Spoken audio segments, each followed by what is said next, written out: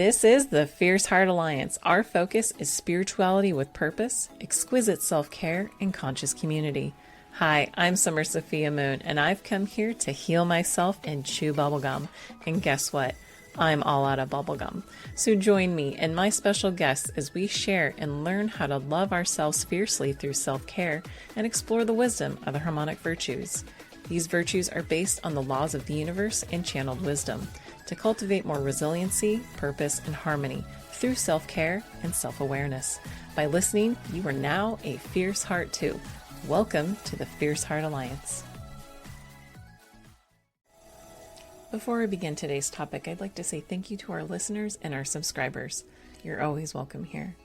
We'd like to honor the indigenous peoples whose land we reside. Thank you for showing us how to be in harmony with Mother Earth. Thank you to the ancestors and spirit guides and friends who are assisting us here today. May these words be a force for good and timelessly infused with light and held in the frequency of rose quartz to spread healing and peace in the world around us. If there's any words left unsaid, we trust in spirit to make things right and let it gently ease into our consciousness as necessary for understanding in our own time and in our own way for the highest and most benevolent outcomes for all. And so it is. Thank you. Hey, Fierce Hearts. Today is the second part of our integration for the virtue of rhythm.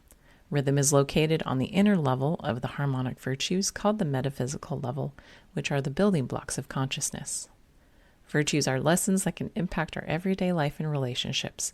They're ever evolving, ever shifting, and developing as we mature. And like a beautiful garden, they require some tending and some management to keep healthy and vibrant. Today is the second part of the integration for the virtue of rhythm, and typically it's only one episode, but there's so much to the virtue of rhythm that I thought it would be best to separate them, and today I'm going to be sharing the channeling I received. Quote, "Yes, hello, we are speaking to you about the law of rhythm and cycles. Oh, so important. We need cycles to help give space for transformation. It would be too much to ask to go from point A to point Z immediately. What kind of lesson would be had? What kind of learning can be had with that?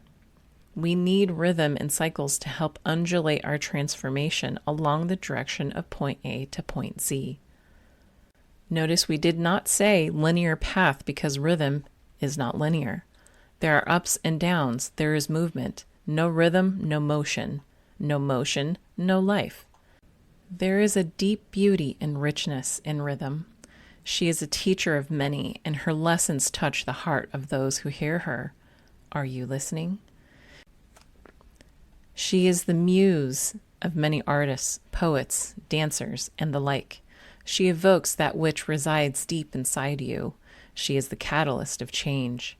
She beckons you to move your mouth, to stimulate your vocal cords, and to move your muscles, your bones, and your body. She courses through your veins and pumps through your heart. She is life in essence. She is with you to usher you through from point A to point Z. Along the way, you are initiated into different phases of your life. Do you feel lonely or isolated? Rhythm is there, always. As long as you breathe, she is there in your breath and in your pulse. You are never alone. Your rhythm beats and pulses and vibrates and sends out vibration outside of you, so you can vibrate with the world around you. Such a beautiful thing. You see how you are connected to everything? Life is the gift of rhythm, and rhythm is the gift of life. One is not complete without the other." End quote. When I wrote the prior episode, I felt pretty satisfied. I thought it was a channeling of its own because of all the inspiration that poured out with different types of rhythm in our lives. And then I got this channeling. When tuning into the message, I was left with this juicy sense of inspiration that was just beyond my reach, with this essence of motion and fluidity, and it just made me want more and more. And I never know what they're going to say, and when I got this message, I was stunned. I've never thought of rhythm like this and just how intrinsic rhythm is to us. It's very interesting that they speak about the rhythm of our heart and our pulse and how that sends out a vibration to connect with the world around us.